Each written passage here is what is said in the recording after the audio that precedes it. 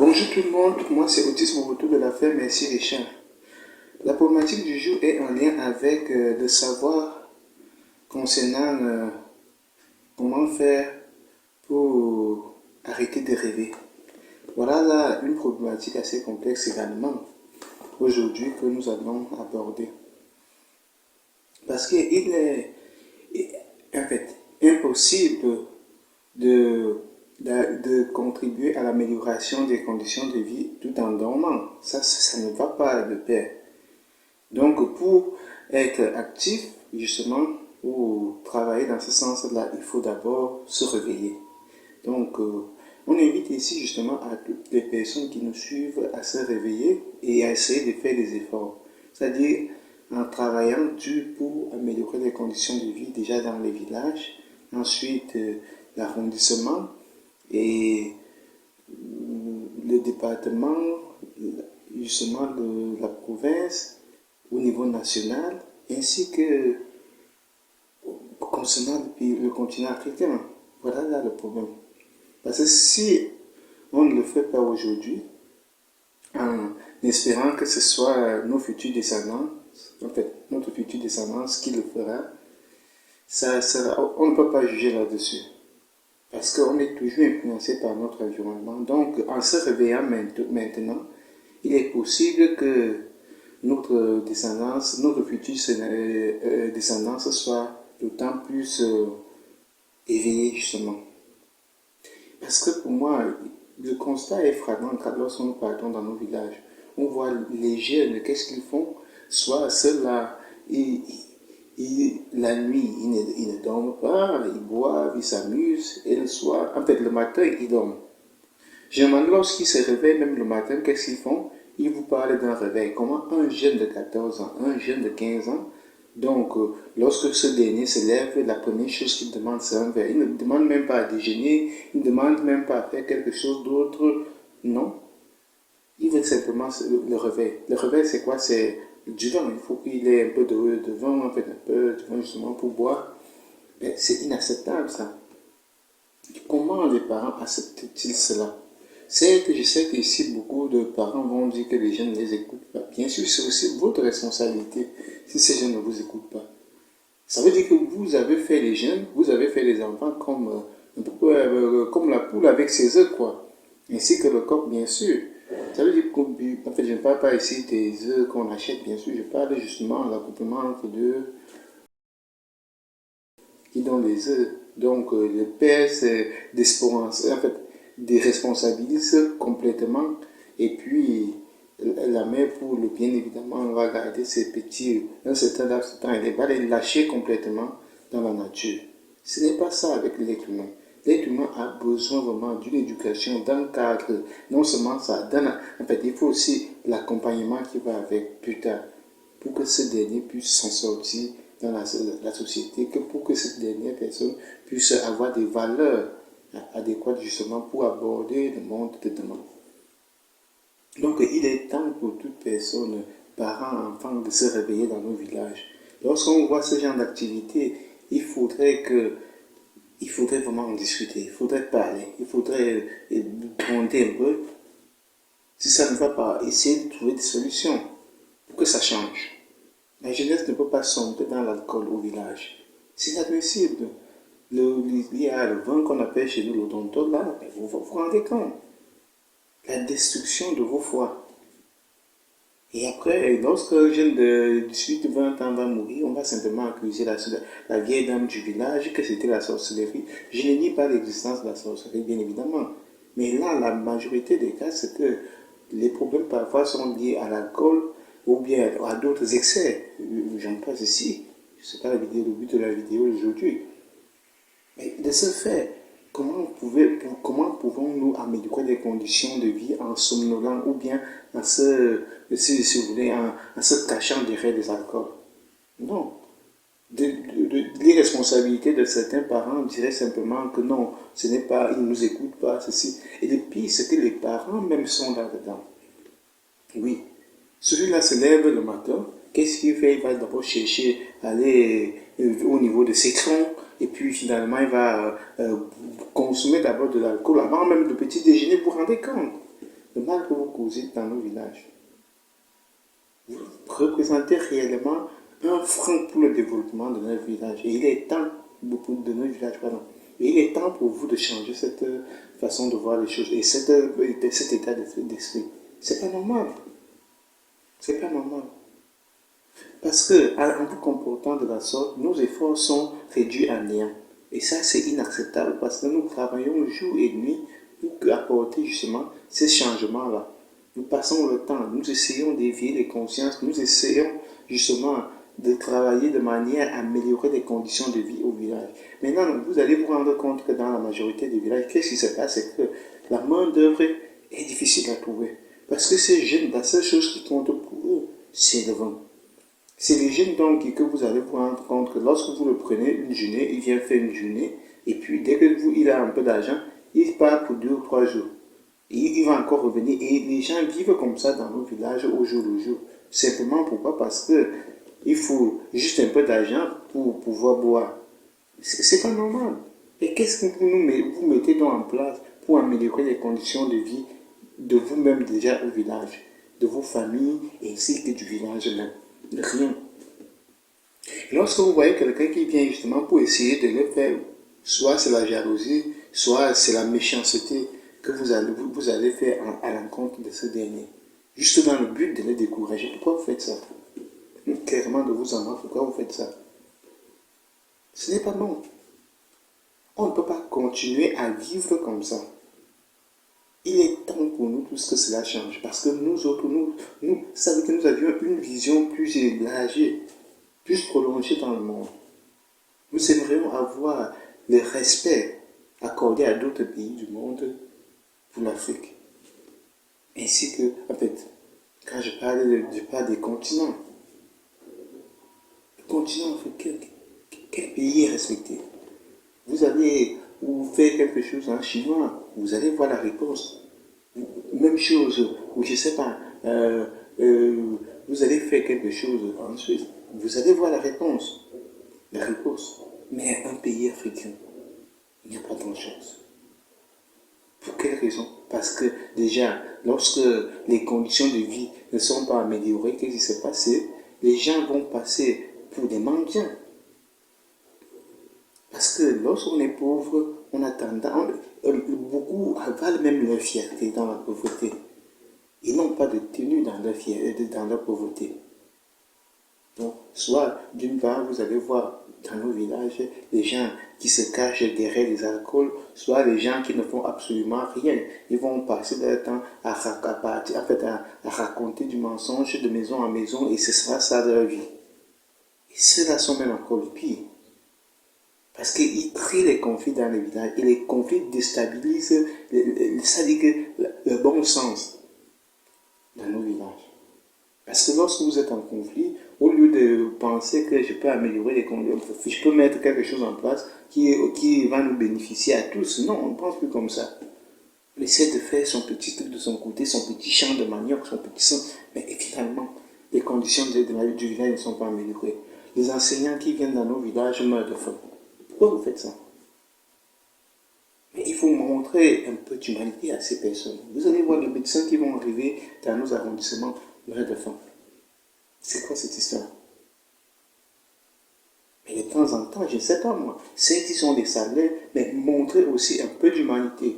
Juste persuader qu'en montrant un peu d'humanité, ces gens vont se sentir exister et ils vont également se sentir vraiment chez eux. Et ils vont faire plus d'efforts que d'habitude. Si c'est quelqu'un qui voulait venir, je ne sais pas moi, dans nos arrondissements pour faire 3 ou 4 jours retourner en ville, il va même amener sa famille. Parce qu'il y aura justement les facteurs qui seront réunis. Tous les facteurs, pardon, qui seront réunis. Du point de vue de l'enseignement, il y aura l'éducation qui sera là, il y aura les enseignants dans les écoles, lui-même il sera à l'hôpital. Ces enfants pourront aller à l'école là. Il ne pourra plus se déplacer pour aller passer des jours en famille, parce que sa famille sera présente. Parce qu'il va se sentir accueilli, il va se sentir aimé, que ce soit les maîtres, que ce soit les médecins, ainsi que les prêtres, les pasteurs, et tout ce monde-là. Mais il faut rendre nos villages justement attractifs. de manière à attirer tout ce monde-là. Et lorsqu'on attire tout ce monde-là, le village vit mieux. Les conditions de vie sont mieux. Et lorsque quelqu'un viendra, peu importe quelle chanson il voudrait, la personne voudra chanter, croyez-moi, la personne va se plier aux conditions. Pas que dès que vous voyez une personne, vous acclamez, il vous donne un peu de nourriture. La nourriture, franchement, depuis que vous êtes né, vous mangez. Jusqu'à quand vous allez comprendre que la primordialité, en fait, c'est le plus important de la vie. Ce n'est pas que ça. La nourriture est vraiment dans le but que nous portons bien, que nous puissions justement travailler. C'est un peu le carburant de notre vie pour avancer.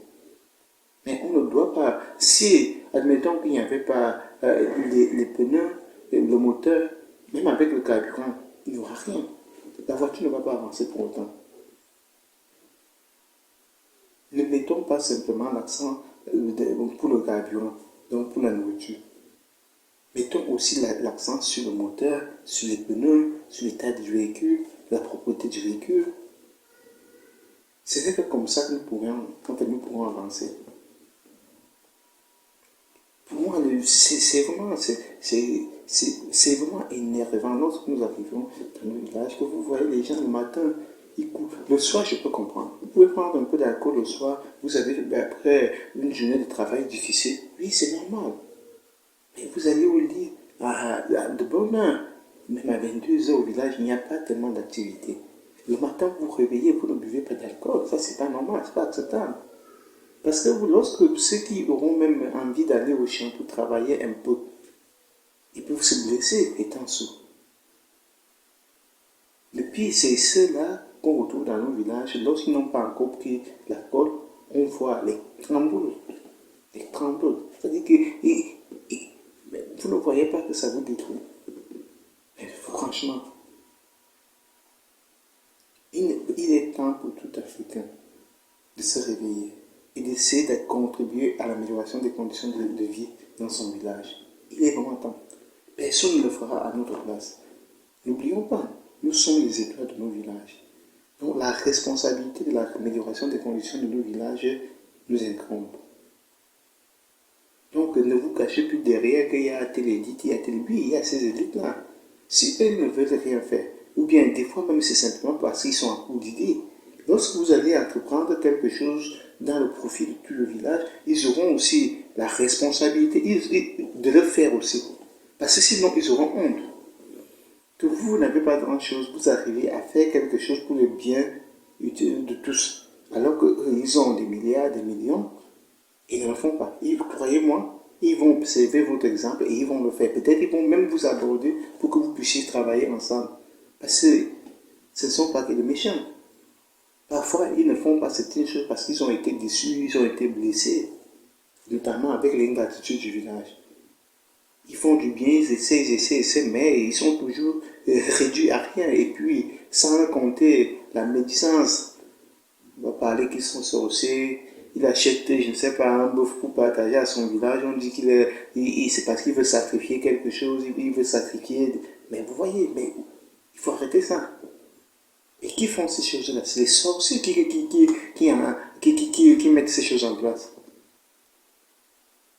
Parce qu'ils ne veulent pas l'évolution. Ils ne veulent pas l'amélioration des conditions de vie. Donc, dès qu'une personne essaie donc de faire quelque chose dans ce sens-là, qu'est-ce qu'ils font? Ils commencent à raconter du mal de cette personne partout. Et si cette personne est tellement sensible, voire faible, il arrête. Et moi, je vous invite ici à ne jamais arrêter d'aller dans le bon sens. Même si on vous dit de tout ce qu'on veut, mais personne ne possède la vérité. La vérité, vous connaissez votre vérité à vous. Si vous savez que vous ne mettez pas le main dans ces Amériques-là, mais non, ne changez pas. Il faut continuer, il faut persévérer, parce que vous ne faites pas simplement ça pour eux.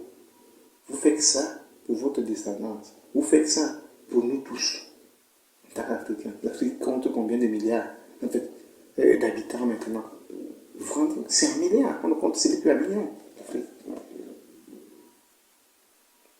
Donc, dites-vous bien que lorsque vous faites du bien dans vos villages, vous faites aussi ce bien-là à des milliards. à l'image même du continent dans le monde. Pour une fois, l'Afrique peut être un modèle du monde. Parce que même dans les pays au niveau occidental, on trouve aussi dans les villages, il y a le manque de médecins, le manque d'enseignants parfois. Mais soyons un modèle pour une fois dans l'histoire. En commençant le développement de nos pays par l'amélioration des conditions de vie dans nos villages. Parce qu'un peuple dont la vie est plus ou moins facile, donc les personnes peuvent facilement se rendre à l'hôpital, pas quitter d'un village pour aller trouver un médecin, il faut des centaines de kilomètres. Non, sinon les gens meurent en route. Lorsqu'il y a tout ça réuni, non, les gens deviennent plus ou moins dignes. Et ces gens-là, toi et moi, ils ne sont pas manipulables facilement. Lorsqu'ils ont déjà ces facteurs-là réunis. Parce que qu'est-ce que vous allez leur apporter pour les manipuler? Vous amenez la nourriture. Ces gens ont je ne sais pas moi, ils ont des poissonneries au village. Ces gens-là ont l'argent parce que vous avez mis les choses en place pour que les personnes peuvent travailler pour gagner l'argent et pouvoir s'offrir ce qu'ils veulent. Mais comment vous allez faire? Vous n'allez plus amener quelques nourritures pour je ne sais pas faire quoi? Non. Vous n'allez pas faire ça. Parce qu'ils seront lucides dans ce moment-là. Donc, avant de critiquer, avant de dire des choses, avant de dire que les gens sont ceci, non, il faut essayer. C'est ça le plus important chez nous, à la ferme Messi. L'objectif principal est vraiment de créer des choses comme ça là, pour améliorer les conditions de vie, concernant l'amélioration des conditions de vie. C'est important pour nous parce que lorsqu'on crée, par exemple, la ferme Messi les chiens, on sait que par là, les gens vont travailler, l'argent est utilisé, en fait, qu'ils vont recevoir de là, ils peuvent s'offrir beaucoup de services. Et en même temps, on essaie également de travailler pour ces services-là. Les gens doivent pouvoir manger le poulet, il faut qu'on fasse quelque chose là-dessus. La viande, il faut qu'on fasse quelque chose là-dessus. Je ne sais pas, les cubes et autres, il faut qu'on nous fassions quelque chose là-dessus. C'est comme ça. Lorsque nous créons des choses comme ça, là, et on tend également dans la transformation des matières premières, pour avoir un surplus le surplus n'est pas là simplement pour faire des profits, le surplus est là pour continuer à créer des choses dans le but justement de l'amélioration des conditions de vie.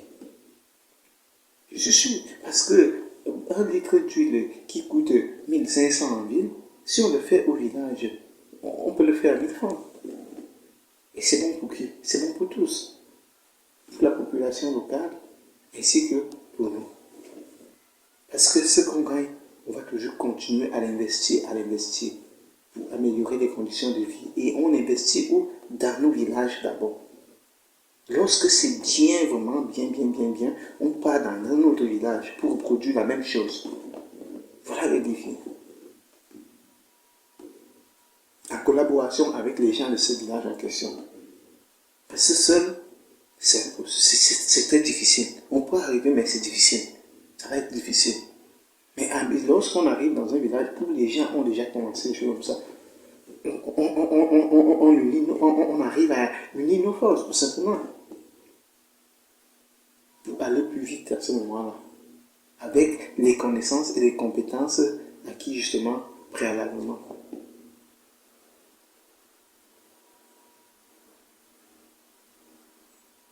Donc il est temps pour tout un chacun de se réveiller et de comprendre que seule l'union fait la force. Parce que, admettons qu'un parent commence au village à dire à son fils que maintenant, là, même si tu as 20 ans, l'alcool le matin, je ne peux plus voir ça chez moi. Si tu veux boire l'alcool comme tu dis là chaque matin, donc ce n'est pas sur mon toit. Donc ce n'est pas dans mon village. Ici au village, on veut les jeunes qui travaillent. On veut les jeunes, il y a déjà des possibilités. Je suis sûr qu'après avoir écouté cette vidéo, les gens vont essayer de lancer les choses dans leur village. Il faut qu'au lieu d'aller chercher de la main d'œuvre, je ne sais pas, à des centaines de kilomètres, il faut que les jeunes sur place puissent mettre la main à la pâte. Comment? Vous êtes là à côté, vous n'avez pas de travail. Voilà une opportunité qui s'offre à vous. Mais il faut travailler, il faut encourager l'effort. Parce qu'en encourageant cet effort, vous allez tous vous développer au même moment. Lorsqu'on lance des activités comme ça, les projets comme ça, c'est pourquoi? C'est pour vous aider, c'est pour vous soutenir. Au lieu d'aller mendier en ville, passer des jours à regarder la télé, à faire je ne sais pas quoi, au village, si vous êtes, il y a tellement d'opportunités au village. La vie est meilleure au village. Du point de vue de la santé, du point de vue de la nourriture même, mais il y a tout au village. Il suffit maintenant d'améliorer les conditions de vie. Ça veut dire quoi? Au village, on sait que les gens, au village, vous pouvez aller tendre des pièges. Vous n'allez pas attraper chaque jour, mais un jour, vous pouvez attraper et manger quelque chose de bien. Vous pouvez aller à la pêche au village. En ville, vous devez tout acheter. Au village, vous ne payez pas le loyer. Vous ne payez pas forcément l'électricité. Et vous voyez tout ça. Voilà tout ce que vous pouvez bénéficier au village. Vous avez le temps de travailler.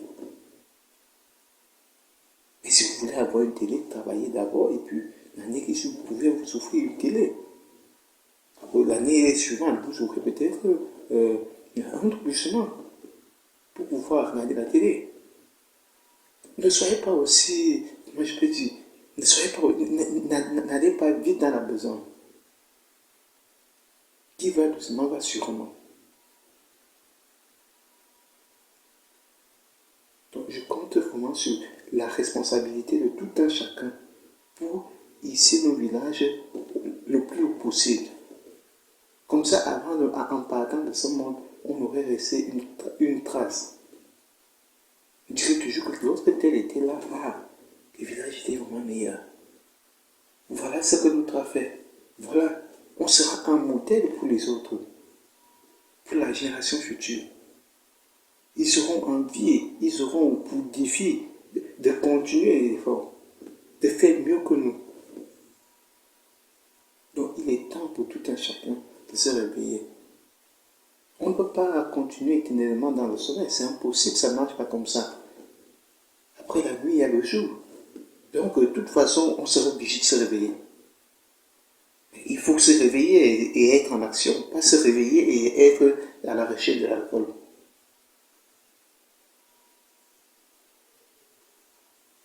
C'est comme ça, c'est révoltant. C'est vraiment révoltant de voir cela. Au XXIe siècle, c'est vrai que c'est pas l'affaire de tout le monde, mais croyez-moi, dans nos villages, si nous essayons de nous réveiller et travaillons main dans la main au lieu de faire la méchanceté, au lieu d'être ingrat avec les gens qui essaient de faire des choses dans le but de les nuire ou dans le but de les faire abandonner, croyez-moi, nos villages se porteraient vraiment mieux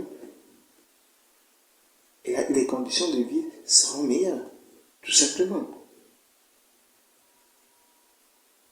On ne peut pas continuer comme ça.